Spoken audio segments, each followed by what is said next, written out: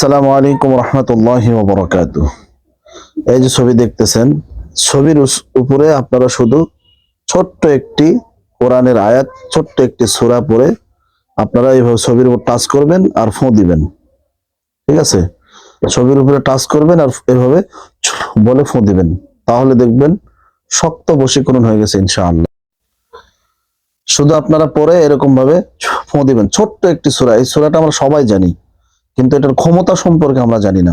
সম্মানিত প্রিয় দিনী ভাই বোনেরা, আজকে আমি আপনাদেরকে শিখিয়ে দেব কয়বার পড়বেন, কোন দিনে আমলটি করবেন, কিভাবে করবেন, সেটা আমি সবাইকে বলে দেবো ইনশাআল্লাহ।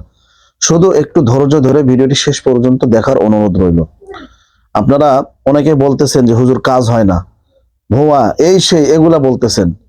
ভাই ভুয়া, কোরআন কখনো ভুয়া হয় না। ভাই প্রিয় বোন, কোরআন কখনো ভুয়া হয় না। ভুয়া হচ্ছে আমার আপনার অন্তর, আমার আপনার খায়শিয়াত, আমার আপনার খান্নাস, এগুলা হচ্ছে ভুয়া। কারণ আমার আপনার ইমানই হচ্ছে ভুয়া। যাদের ইমান ভুয়া তারা কোরআনকে ভুয়া বলবে। আর কোরআন ছাড়া আমি কোনো থিসিস বা কোরআন ছাড়া আমি কোনো কথাবার্তা বলি না, আপনারা জানেন। কথাটা বুঝতে পেরেছেন? তাই বলতেছি, কোরআনকে ভুয়া বলে নিজেকে কাফের বলে দাবি করবেন না। আপনি কোরআনের পিছনে লাগলেন মানে আপনি আল্লাহ তাআলার পিছনে লাগলেন। আল্লাহ রাব্বুল আলামিন নিজেই বলেছেন, ইন্না নাহনু নাযালনা যিকরা ওয়া ইন্না লাহু লাহাফিজুন। এই কোরআন আমি সংরক্ষণ করার দায়িত্ব নিয়েছি। এই কোরআনকে কেউ সংরক্ষণ করতে পারবে না, আমি আল্লাহ নিজেই সংরক্ষণ করব। সুবহানাল্লাহি ওয়া বিহামদিহি। প্রিয় ভাইরা, প্রিয় বোনেরা আমার, তাই আপনাদেরকে আমি বলতে চাচ্ছি, আপনারা প্লিজ কোরআনকে ভুয়া বলবেন না। আপনারা আমাকে 10টা গালি দেন, কোনো সমস্যা নেই, কথাটা বুঝতে পারছেন, কিন্তু কোরআনকে কখনো গালি দিবেন না। আপনাদেরকে এই যে দেখেন, আমার ছবি দিয়ে প্র্যাকটিক্যাল আমি দেখাচ্ছি। আপনারা প্লিজ প্লিজ আমলটি করার আগে অবশ্যই নিজেকে পাক পবিত্রতা অর্জন করাবেন। খুব সুন্দরভাবে ওযু করে নেবেন। ওযুর শেষে আশহাদু আল্লা ইলাহা ইল্লাল্লাহ ওয়া আশহাদু আন্না মুহাম্মাদান আবদুহু ওয়া রাসূলুহু পাঠ করবেন। ঠিক আছে, ওযু করার পরে কারো সঙ্গে আর কোনো কথা বলবেন না। এই আমলটি যখন করবেন, ওযু করার পরে আর কারো সঙ্গে কোনো কথা বলবেন না। ঠিক আছে, তাহলে দেখবেন কাজটা হাসিল হয়ে যাবে, ওকে হয়ে যাবে ইনশাআল্লাহ। তো কি করব আমরা? সম্মানিত প্রিয় দিনী ভাই বোনেরা, মাগরিবের নামাজের পরে এই আমলটি করবেন। খুবই গুরুত্বপূর্ণ আমল এটা, ছোট্ট একটি সূরা। শুধু আমি বলে দেব এইভাবে করবেন, তাহলে কাজ হয়ে যাবে। আপনারা মাগরিবের নামাজ পড়ে যাকে ভালোবাসেন তার ছবিটা মোবাইলে এইভাবে নেবেন। এই যে দেখেন, স্ক্রিনে স্ক্রিনে নেবেন। ঠিক আছে, নেওয়ার পরে আপনারা সামনে মোবাইল এইভাবে রাখবেন অথবা মাটিতে রাখবেন। রাখার পর এই আমলটি আপনারা করবেন। কিভাবে করবেন?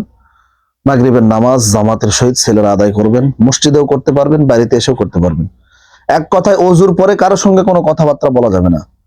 যদি আপনার, ঠিক আছে, মানে কি বলবো, এত হার্ডভাবে বলা তো ঠিক নয়, যদি দুনিয়াতে আপনার কোনো ক্ষতি হয়ে যায়, তারপরে যাকে ভালোবাসেন তার জন্য আমলটি করতে গেলে এই কথাবার্তা বলা যাবে না।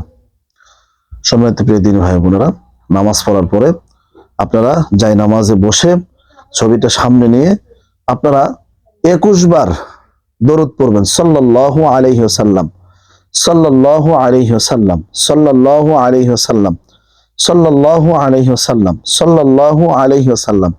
এই দরুদটা আপনারা 21 বার পড়বেন। আর যদি পড়েন দরুদ ইব্রাহিম, আল্লাহুম্মা সাল্লি আলা মুহাম্মাদ ওয়া আলা আলি মুহাম্মাদ কামা সাল্লাইতা আলা ইব্রাহিম ওয়া আলা আলি ইব্রাহিম ইন্নাকা হামিদুম মাজিদ।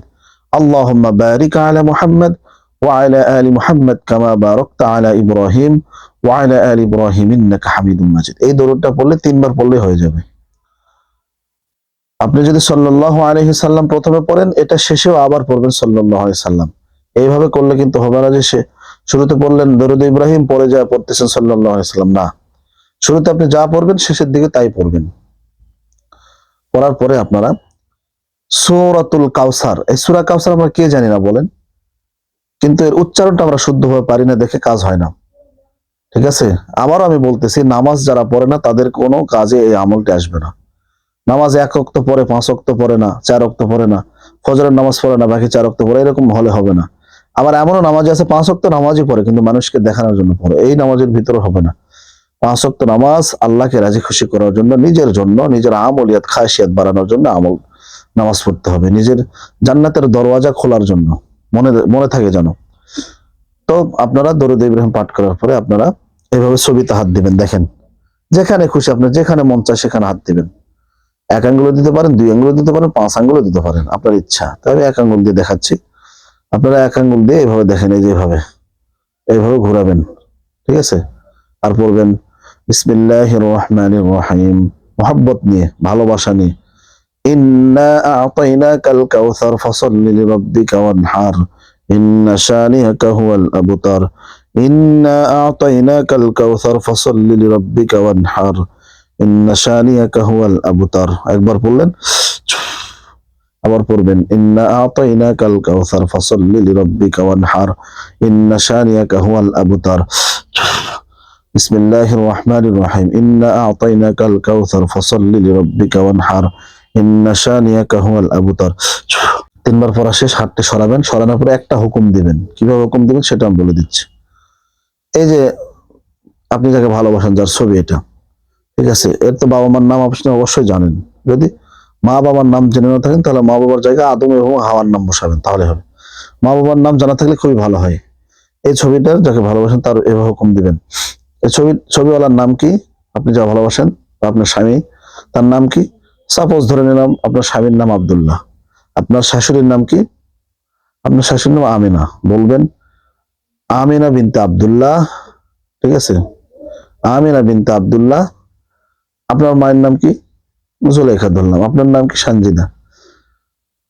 জুলেখা বিনতে সানজিদা আব্দুল্লাহকে সানজিদার প্রেমে পাগল করিয়ে দেন।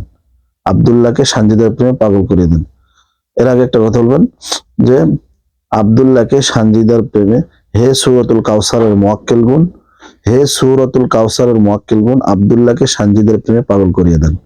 তিনবার বলবেন, তিনটা ফু দেওয়ার পরে এইভাবে আপনি আমলটি 21 দিন একটানা করবেন। ভাই লং মেয়াদি বলবেন যে হুজুর তাহলে 3 ঘন্টার মধ্যে, 5 মিনিটের মধ্যে। এরকম কোন মায়ের সন্তান, বাপের সন্তান এখন আসে নাই। কথাটা বুঝতে পেরেছেন? 5 মিনিটের মধ্যে, 3 ঘন্টার মধ্যে নিয়ে আসার মতো কুফরি কালাম ছাড়া, কুফরি কালাম দিয়ে হয় না অনেক সময়। তো আমরা যেহেতু কোরআন দিয়ে কাজ করি, আমরা প্র্যাকটিক্যাল, আর আমরা যেটা করবো সেটা কিয়ামত পর্যন্ত থাকবে। কোনো প্রকার কোনো যোগাযোগের বিষয় হলে এই যে হোয়াটসঅ্যাপ নাম্বার দেখতেছেন উপর, আমার সঙ্গে যোগাযোগ করবেন, ঠিক আছে। 2টা টাইমে ফোন দিবেন, আবারও বলতেছি 2 টাইমে, সকাল 9টা থেকে 10টা, দুপুর 2টা থেকে 3টা। এরপরে সারা রাত ফোন দিয়ে যদি আপনি শহীদ হয়ে যান, আপনার ফোন কেউ রিসিভ করবে না। তো সম্মানিত প্রিয় দিনী ভাই বোনেরা, অহংকার তাকব্বরি নয় এটা, কারণ আমরা মানুষ, আমাদের শরীর রেস্ট আছে সারাদিন কাজ করার পরে।